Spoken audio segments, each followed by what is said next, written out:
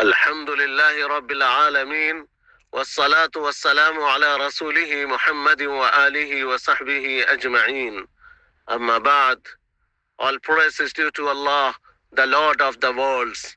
Peace and blessings be upon our beloved Prophet Muhammad sallallahu alaihi wasallam, the head of all messengers, upon his family, his companions, and all those who follow him until the day of judgment. A reminder for the heart. Respected brothers and sisters, this life is temporary.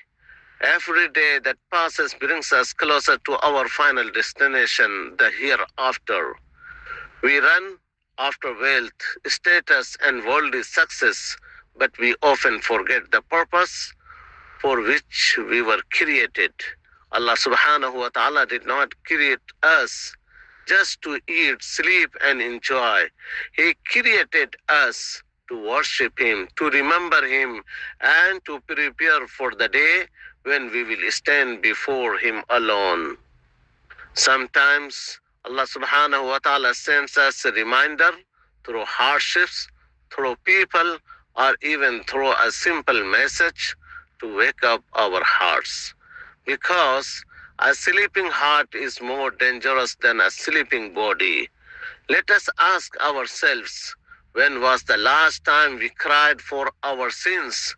When was the last time we prayed with full concentration? When was the last time we sincerely turned back to Allah subhanahu wa ta'ala?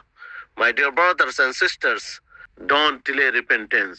Don't think you have plenty of time. That does not come with a warning. Turn back to Allah today. Fix your salah. Clean your heart. Increase your good deeds.